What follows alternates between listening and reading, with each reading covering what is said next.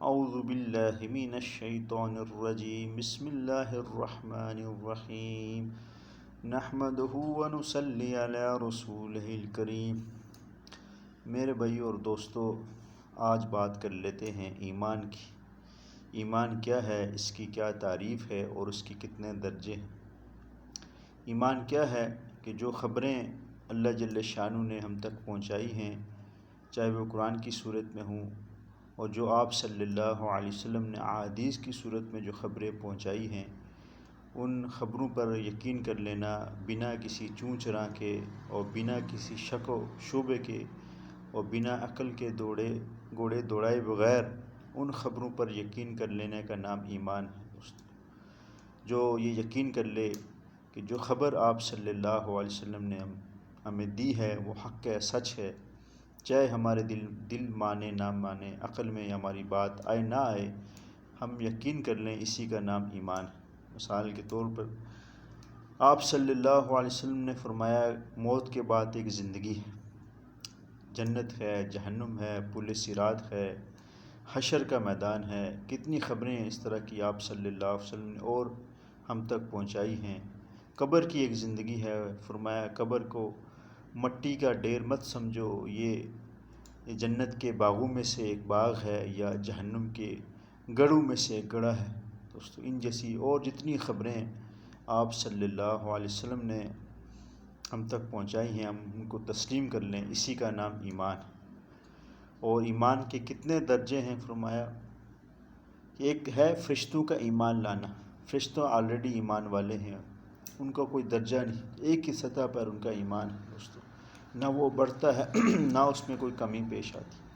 اور نبیوں کا ایمان روز بروز بڑھتا رہتا ہے، کیونکہ وہ اللہ سے خاص قرب میں ہوتے ہیں، اللہ کا تعلق ان کے ساتھ ہوتا ہے، اللہ سے رابطے میں رہتے ہیں ہر وقت، اس لیے ان کا ایمان دن بدن بڑھتا رہتا ہے دوستو۔ ایک عام مسلمانوں کا ایمان، اس میں کبھی کمی آتی ہے، کبھی اس میں اضافہ ہوتا ہے۔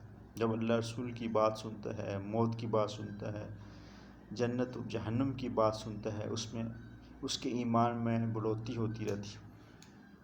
اور جب دنیا کی باتیں سنتا ہے اور موت سے جو پہلے والی زندگی ہے، اس کی زیادہ باتیں کرتا ہے، مال کی، چیزوں کی، اس کے ایمان میں کمی ہوتی رہتی ہے دوستو۔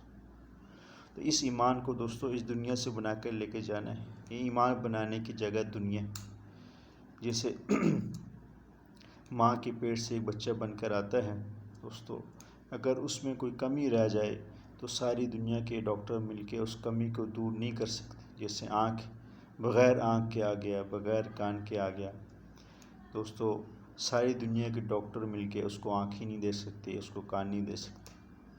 اس طرح ایمان بنانے کی جگہ اس دنیا ہے۔ جب دنیا کی آنکھ بند ہو جائے گی، پھر دوستو ایمان بنانا ناممکن ہو جائے گا۔ اس وقت تو ساری خبریں کھل کر سامنے آ جائیں گی، جو خبر ہم نے دنیا میں سنی تھی وہ اب ہماری آنکھوں کے سامنے آ جائے گی۔ اس وقت کا یقین کر لینا، ایمان لینا کوئی فائدہ نہیں ہوگا۔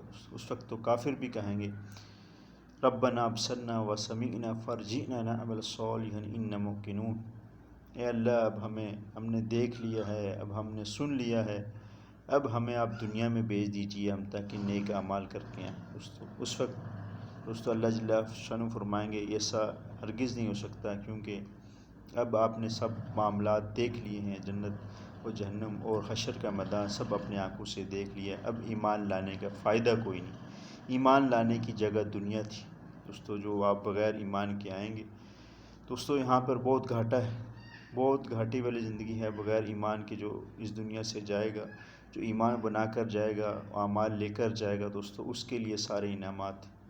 اللہ جل شانہ ہم سب کو ایسی محنت کرنے کی توفیق عطا فرمائے جس محنت کی وجہ سے ہماری زندگی کے اندر ایمان ہے اور اعمال ہے۔ اللہ جل شانہ ہم سب کو عمل کرنے کی توفیق عطا فرمائے، آمین ثم آمین۔